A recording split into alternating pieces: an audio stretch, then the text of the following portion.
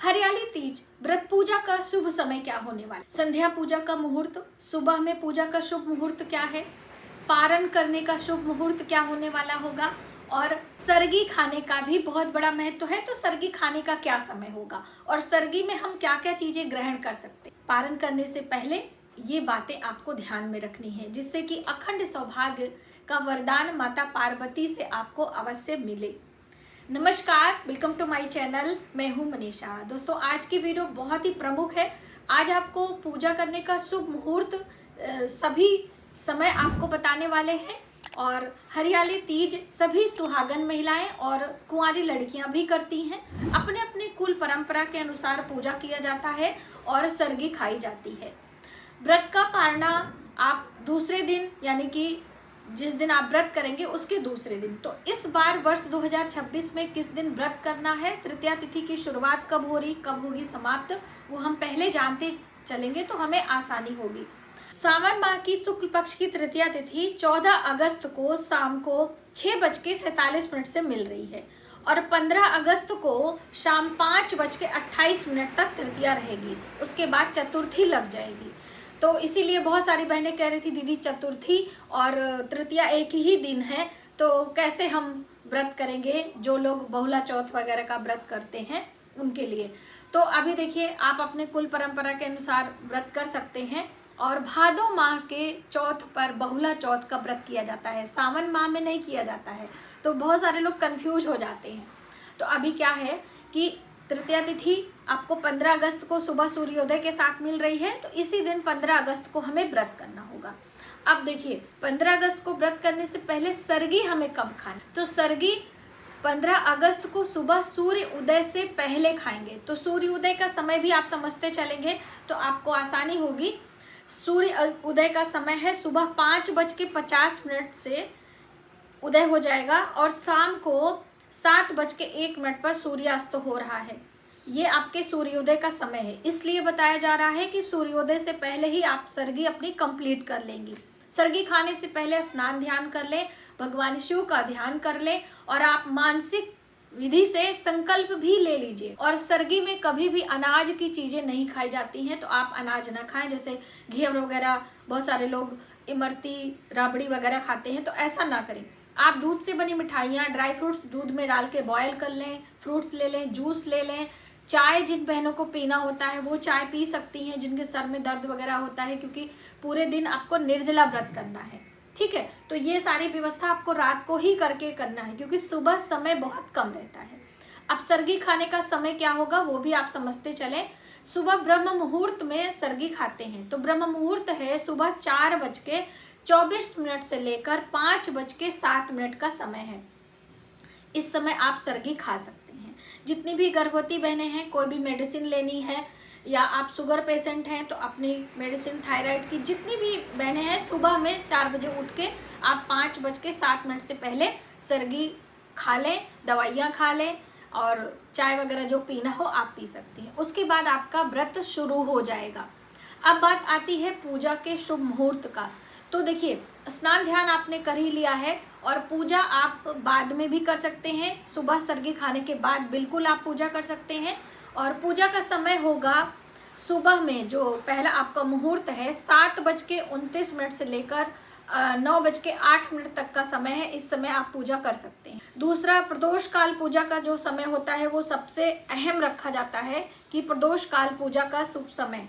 प्रदोष काल पूजा का जो समय है वो शाम को 15 अगस्त के दिन की हम बात कर रहे हैं, 7:01 से लेकर 8:22 का समय है। आप इस समय पूजा कर सकते हैं। अब देखिए, पूजा किसी किसी के यहाँ घर पे भगवान शिव परिवार की पूजा की जाती है, किसी किसी के यहाँ शिवालय जाकर पूजा करते हैं। तो ये आप अपने कुल परंपरा के अनुसार तय कर लीजिए कि हमें कहाँ पर पूजा करना है। कहते हैं कि सभी महिलाएं एक ग्रुप बनाकर सखियों के बीच में ये पूजा की जाती है। तो आप अपने घर में अपनी सासू माँ, देवरानी, जिठानी, ननद आदि के साथ पूजा करिए। ससुराल हो या मायका, आप कहीं भी पूजा कर सकते हो। इसमें कोई वो नहीं है कि हम ससुराल में ही करेंगे या मायके में ही करेंगे। हाँ, जिनके यहाँ सिंजारा तीज जाता है, जो कि सुहाग की सामग्री, खाने पीने की सामग्री, पूजा पाठ की सामग्री जाती है, वो आप जहाँ भी रह रहे हैं आपके अपोजिट, यानी मायके में रह रहे हैं तो ससुराल से आएगा, ससुराल में रह रहे हैं तो मायके से आता है। आप वो पूजा पाठ की सामग्री पूजा में इस्तेमाल भी कर सकते हैं और आप स्वयं से खरीद कर भी पूजा पाठ कर सकते हैं, इसमें कोई आपको दोष या फिर प्रतिबंध नहीं है। अब बात आती है कि सारा दिन जब हम व्रत करेंगे निर्जला, तो शाम को पूजा के बाद पारण कब करेंगे?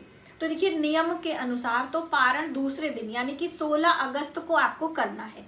अब बहुत सारी बहनें पूजा करने के बाद तारे देखकर अपने व्रत को तोड़ लेती हैं, तो अब आपके यहाँ अगर ऐसा होता है तो आप कर सकते हैं, लेकिन पारण से पहले माता पार्वती भगवान शिव से प्रार्थना क्षमा कर लीजिएगा, उन्हें सिंदूर लगाकर सुहाग ले लीजिएगा और एक थाली भोजन अवश्य निकालिएगा। जब भी हम कोई बड़ा व्रत करते हैं ना, तो उसमें दान का बहुत बड़ा महत्व है। तो आप रात में ही संकल्प लेकर निकाल दीजिए और फिर पारणा कर लीजिए। दूसरे दिन पूजा उपासना करने के बाद फिर वो सब आप ब्राह्मणी के यहाँ दे सकते हैं मंदिर में। और जो बहनें 16 अगस्त को यानी पूरे दिन और रात्रि का व्रत करेंगी, वो 16 अगस्त को पारण करेंगी। पारण करने का जो शुभ समय है वो सूर्योदय के बाद का है।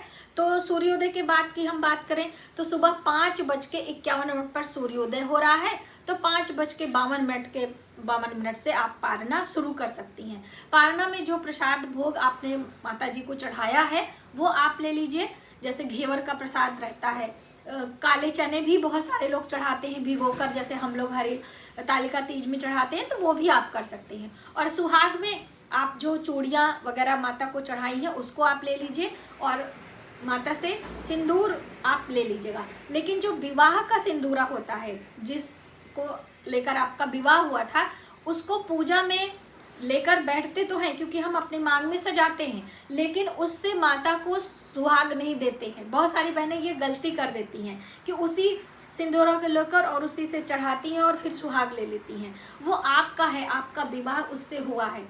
माता के लिए यानी पूजा के लिए जो सिंदूर अलग से आपने सिंदूरा रखा है उसको इस्तेमाल करें और एक ही बार सुहाग लेते हैं।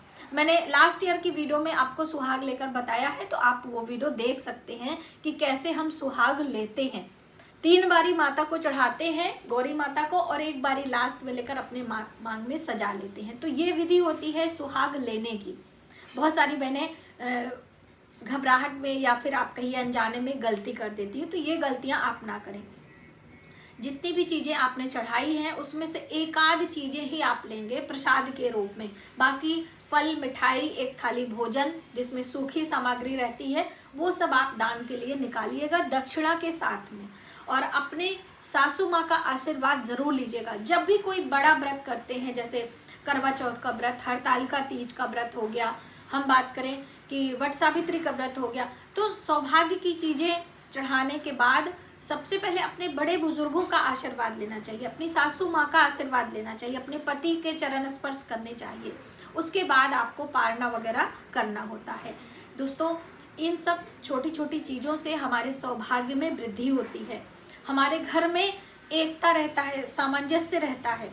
हम पूजा पाठ करें, अपने बड़ों का आदर ना करें, उनसे आशीर्वाद ना लें, तो ये सारी चीज़ें अच्छी नहीं होती हैं। और उनको भी भोग प्रसाद जो भी आप चढ़ाया है, प्रसाद सब में बांट कर ही खाते हैं, है ना। ऐसा नहीं है कि आपने पति के लिए व्रत किया है तो वो प्रसाद सिर्फ आपके पति के लिए है, परिवार के अन्य सदस्य को नहीं दे सकते। बिल्कुल आप दे सकते हैं, ठीक है।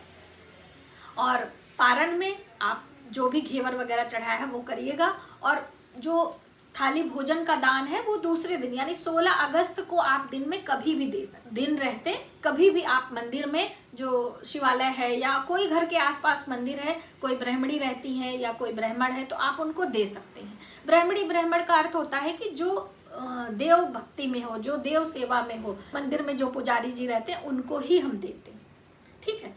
तो मुझे उम्मीद है कि ये वीडियो आपके लिए काफ़ी हेल्पफुल होगी और आप इस तरीके से पूजा के सभी मुहूर्तों को ध्यान में रखते हुए पारण करेंगे और पूजा पारण में कोई भी गलती या त्रुटि आप नहीं करेंगे। आज की वीडियो में बस इतना ही। यदि हमारी जानकारी आपको थोड़ी सी भी हेल्पफुल लगे तो प्लीज़ वीडियो को ज़्यादा से ज़्यादा लोगों में शेयर करें, आने वाले वीडियो के लिए सब्सक्राइब करें। मिलते हैं एक नई जानकारी के साथ नए वीडियो में, तब तक आप अपने परिवार का ख्याल रखें। जय माता।